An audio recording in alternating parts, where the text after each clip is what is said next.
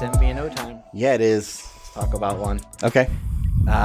We are doing a series, Mm-hmm. and we have been for, I don't know, almost 2 months now. Yeah. Where we will pick a random MVNO, mobile virtual network operator, and kind of do an overview, 30,000 foot look at the carrier. Yeah. So for those who aren't familiar, MVNO is a mobile virtual network operator. Mm-hmm. And these are wireless carriers that you've probably seen advertised. You've probably seen in stores. Yep. You might know somebody who has signed up for one. You just may not know too much about this particular one or how they work in general. So before we dive into the one in particular this time, a couple things to keep in mind with them. These are generally going to be less expensive than your tier one providers. Yep. So carriers like Verizon, T-Mobile, AT&T, for a single line plan, you might be looking at $60, $70. Mm-hmm. If you get into a family plan, which is where they really want to kind of get you, is to 2, 3, 4 lines. Mm-hmm. That's where you'll get down into the $35, $40, $50 per line. Sure. Where an MVNO might start you at that for just one line, or get you down as low as $30 for 2 lines, or maybe even less expensive. So with that comes some trade-offs. Mm-hmm. Your tier one providers are going to give you a lot of benefits, a lot of things like international calling, dialing, roaming, and perks like cloud storage or a year of streaming service through a particular provider. Right. So these are all value-packed features, but for some people, they don't need those or want those. So they're happy saying, what can I get? Do I have to get this? Mm-hmm. So that's where an MVNO comes in. And then something else to kind of remember generally with MVNOs is that you will maybe play second fiddle when it comes to data connections and speeds. Not always, but you may encounter situations where this doesn't feel the same as it used to with my other carrier. Sure. Where, if you're doing streaming or mobile gaming or something like that, you may find an occasional hiccup. And the reason for that is these carriers will license the service, the towers, from the big players. But those big players they take precedence. So when things get a little congested or busy, peak times, they're kind of given the fast pass to that data. Yeah, their subscribers, their customers get first pick on the connection. Mm-hmm. Generally, though, that's not an issue. Right. If you spend a lot of time on Wi-Fi, Mm-hmm. that's a non-starter. Yep. And if you're out there, you're not downloading 4K video and doing a lot of gaming, streaming audio has never really been a problem. Mm-hmm. Getting things knocked down from a 5G to maybe a slower 4G speed. Right. For some people, it's negligible. Right. It's almost like you don't know it unless we bring it up. And usually we're talking that these hiccups happen in major areas of congestions, big cities, high peak times, stuff like, Christmas or New Year's Eve in Times Square, things like that where everybody's using their phone. Everybody's celebrating the fact that your team just won the championship. Sure. Something like that. So there's a chance with an MVNO that those things might happen, but generally they don't. And that's why we're doing this series, is because MVNOs generally, as you're watching this, if you're looking for another option for your wireless service, MVNOs usually fill a void very easily. And the reason they do that, like you said, is you pay for what you use or what you need versus paying one price and getting all these extra perks that maybe you don't even need or want. Yep. So let's talk about one in particular. Okay. Today we will discuss Reach Mobile. Yeah. And what some of the features are, or some of the benefits, maybe drawbacks, whatever, how it is for you. Sure. About Reach Mobile. So 7 things to know about them. Yep. This isn't everything you're going to need to know. Sure. But it'll put you in the right direction. So Reach Mobile uses somebody's towers. Yeah. Which carrier do they use? So they have agreements with Verizon to use Verizon's nationwide coverage. Mm-hmm. So that means, theoretically, that if you have a Verizon phone or a phone that is compatible with Verizon, can you bring it to Reach Mobile? You can.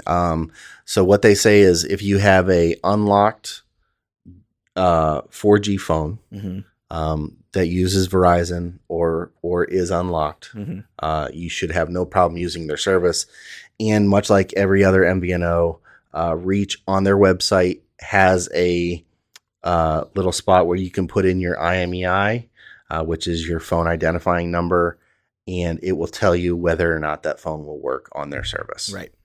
Now, if you do that and you find out that your phone is not compatible, are you able to buy a phone from Reach? Yeah. Yeah. So they offer phones for purchase, or they have a trade-in service. So if you have your phone and it happens to not work, you can trade it in and they'll give you money towards a phone that you can buy outright, or they have deals with kind of a purchase service, so you can make monthly payments on it. So it's not through Reach, but things like Phobio or Access, these companies that you basically just set up a payment plan. Okay.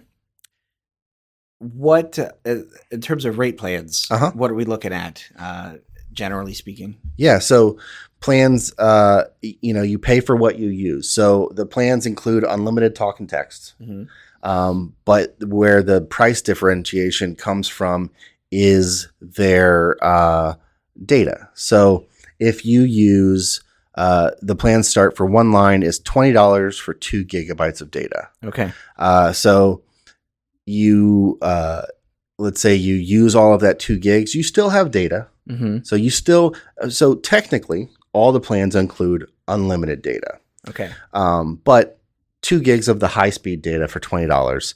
And if you go over that 2 gigs, you're going to get a lower speed data, which probably won't be HD video, probably not going to be able to download things to your mobile device, things like that.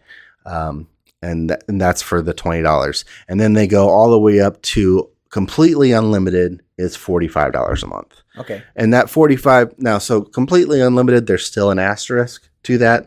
That's 25 gigs of data. The reason they say unlimited is because generally people are not using 25 gigs of mobile data. Yeah. We have Wi-Fi normally at our house. We have Wi-Fi other places normally where you work has Wi-Fi. But if you do a lot of things on your phone where you're downloading a lot of things or sending files or something like that, 25 gigs of high speed, you're going to have no problem for the month. Right. For shared lines, if you go up, you can share that 2 gigs, starts at $35. If you go up from there to the 25, the unlimited, you're going to be going up to, go back to that one 2 there. line? Yeah, 2 lines. So is 45 still per line. So you're really not getting much of a discount on the unlimited plan. Those generally, no matter how many lines you go up, really stay about $45 per line. But if you're doing a tiered data package, 2 gigs, 5 gigs, 10 gigs, 15 gigs, the more lines you add, the cheaper that price per line is going to be. And that's something to consider if you're a family and you have maybe children getting their first taste of smartphones and understanding how to use them, and social media, video, music, and how they balance that and use that data. That's where if you go with like a 2 gigabyte plan or 5 gigabyte, it does, then you run into the idea of kind of throttling and setting management of data and having, educational, that's conversations you can have around that. Yeah. Versus saying, hey, let's just put everybody on the unlimited plan. Yeah. Unlimited is a set it and forget it. Yeah. Right. But you might be paying a lot more per month or over the course of a year than you really need to. And it's not too hard to check your data as you go to really look back and say, okay, what do I average use in a month? Right. What would that look like? What does my son use? What does my daughter use? Okay, we might be able to get away with 15 gigs shared between all of us. Right. A couple more questions. Mhm. Wrap up here. With the data plans, Mhm. we talk about them. There's a lot of talk about 5G. Yeah, Do Reach mobile plans include 5G? they do. Yep, nationwide 5G. Again, they use the Verizon network, so anywhere there's the Verizon signal, you're going to have 5G through Reach. All right. Now, if I have questions, Mhm. concerns, if I Yeah. need to get in touch with somebody at Reach, Yeah. can I go to a Reach store? No. So it's online only. Mhm. And that's the case with most MVNOs. Yeah. We see, there's a couple of them that have a retail locations. Some of them have, help inside other bigger box stores or something like that occasionally. But with Reach in particular, you're going to be online support only, whether that's through their website chat, through, contact email or phone numbers. Mhm. And that really helps bring the cost down. Absolutely. For a lot Yep. of these carriers. Mhm. So you're not paying for the brick and mortar and the staff. Right. But when you look at the reviews for a lot of these MVNOs, their customer service is just as good, Yeah. score-wise, as you'll find with other Yep. providers. I think that's it, except for one last question. Are there any special deals if I'm looking to go to Reach? So usually where you'll see the deals for Reach is on different devices. So Okay. as a new phone comes out, maybe the older model will be discounted. Maybe a new model might be discounted at a promotional period. Mhm. But generally, you're going to get the deals on the phones, the handsets themselves. You're not really going to see a deal on the monthly service, Sure. other than the more lines you add, the cheaper per line it's going to be for a shared data package. Gotcha. So That's Reach Mobile. Mhm. You can go to reachmobile.com to learn more about them. Again, this isn't everything you need to know about them. Nope. You can find out more, dive into a couple more things. But if you are a Verizon subscriber and are considering making a change, and inflation's a real thing, and pinching pennies is not something to laugh about. sure. You're trying to save a couple bucks, and Yep. MVNO might be a good way to go. And this is a good one for Verizon subscribers. Yeah. So, thanks for watching. Thank you. All right, that's going to do it for this episode of the podcast. Thanks for listening. We appreciate it. If you guys have any questions, feedback, concerns, comments, anything, shoot us an email at podcast@AndroidGuys.com. We'd love to hear from you one way or the other. Luke, if someone wants to get a hold of you, how do they Yeah. do that? I am on Instagram and Twitter at Luke Gaul, Gaul. And I'm on Instagram at Scott Webster and Twitter as SWebster77. Until next time, thanks for listening. See ya.